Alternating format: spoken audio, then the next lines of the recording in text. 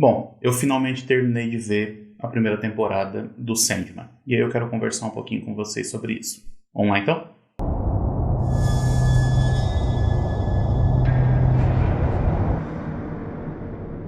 Eu sei que eu tô chegando bem atrasado aqui no bonde, né? Porque praticamente todo mundo já deve ter visto a primeira temporada do Sandman. Eu demorei porque eu sigo aquela lógica de ver um episódio por semana, porque é assim que eu cresci vendo séries. Então eu não consigo muito ficar maratonando essas séries assim de uma vez só, porque eu acho bem cansativo, né?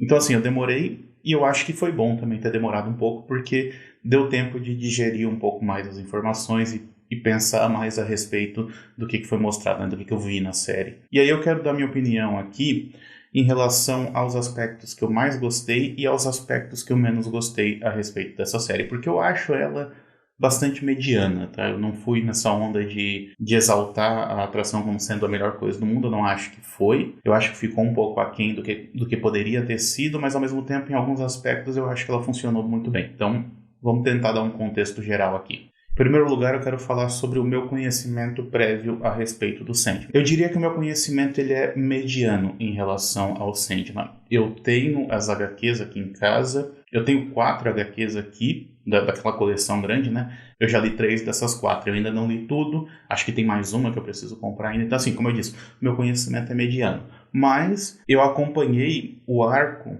que foi adaptado aqui para essa primeira temporada, que acompanhei toda aquela história lá de quando ele foi sequestrado, o tempo que ele ficou em cativeiro, e depois quando ele volta, quando ele sai de lá. Então tudo isso eu acompanhei, tudo isso eu conheço. Eu tenho um conhecimento, como eu disse, mediano, né? E aí, antes que alguém venha e fale assim, ah, não, mas a série foi feita para os fãs de Sandman, coisa assim. Olha, não. Porque isso seria delimitar demais o público da Netflix, e não é isso que eles querem. A série tem que funcionar para todo mundo, e não apenas para quem já conhece o material original. Assim como ela precisa funcionar na sua totalidade, ou seja, ela precisa funcionar sozinha. Ela não vai vir acompanhada da HQ para você pegar as partes que estão faltando, coisa assim. Ela tem que se sustentar sozinha. E é aí que eu acho que reside o maior problema do Sandman. Da série Sandman, né? Porque em alguns aspectos eu acho que ela funciona muito bem como adaptação. E esses aspectos são principalmente visuais, né? Porque eu gostei bastante do visual da série, eu gostei bastante dos efeitos, eu gostei bastante do sonhar. Todo o reino do Morpheus eu achei que ficou muito bem construído, assim como a visão do inferno que traz em certo momento, que ficou muito legal também. Então tudo isso eu gostei bastante. A questão principal é que, como adaptação, e principalmente como adaptação de um arco que eu conheço, eu achei que ficou fraco. Porque foi fiel demais. Fiel demais em que sentido? De querer trazer exatamente as histórias como elas foram contadas, com o mesmo enquadramento, sabe? Tudo muito igual. E isso não funciona tão bem. Porque a linguagem do quadrinho, ela é diferente da linguagem da série de TV. Não é a mesma coisa. Não dá pra você querer traduzir 100% o que estava num quadrinho para a série de TV. Vai ficar estranho. E aí é onde que a gente nota esses estranhamentos. Principalmente na maneira como a série é desenvolvida, porque fica parecendo que a história só vai começar lá pelos 4 episódios finais. Porque até então, até o episódio 5 ou 6, se eu não me engano, ela estava seguindo um estilo mais antológico. Cada episódio meio que se fechava em si, ele contava uma história sozinho. Inclusive, eu já vou entrar nessa parte, mas esses são os meus episódios preferidos. Só que daí, da metade pro final, ela passa a contar um arco maior, em que os episódios têm uma certa continuidade de um pro outro. E aí fica estranho, porque se você acompanhou aquela série de 10 episódios, sendo que 5 meio que funcionavam sozinhos, e 5 são contados em continuidade, ou 4, isso é um problema de estrutura. E aí você pode falar, no quadrinho tem arcos que são mais curtos e outros são mais longos, tem histórias que são protagonizadas pelo Sandman, tem histórias em que ele mal aparece, tem histórias em que ele é coadjuvante, assim como existem histórias mais longas que demoram mais tempo para ser desenvolvidas. Então sim, nesse sentido, a série é bastante fiel ao quadrinho, porque ela usa essas duas coisas, tanto histórias que são fechadas em um único episódio, quanto histórias mais longas. O problema é que, como estrutura de narrativa de série de TV, ficou estranho, porque as narrativas de série de TV, elas seguem uma certa estrutura, e essa daqui, ela meio que segue uma estrutura própria, que o fã de quadrinho pode gostar, mas a pessoa que não leu os quadrinhos pode achar estranho, pode não identificar tão bem. E daí eu entro numa parte que é mais pessoal mesmo, né?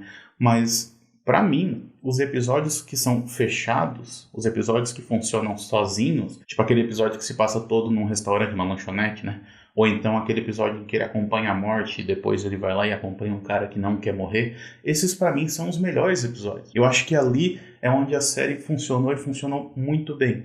Sendo que da metade pro final, quando ela vai mais a fundo nessa ideia de contar uma historinha mais fechada, né? Ali eu achei chato. Foi maçante terminar, porque tava chato mesmo. Enquanto que eu queria mais daqueles episódios mais soltos, eu queria mais daqueles episódios mais inventivos até. E vocês podem falar também que, não, mas essa história estava sendo contada desde o início, porque tem aquele personagem do Corinthians que ele tá seguindo desde o início. Sim, tá lá. Mas no início segue mais essa lógica antológica, né? Tipo, essa lógica de que existem histórias que são separadas, mas que existe um pequeno fio condutor entre elas. Isso eu acho legal, isso eu acho que funciona.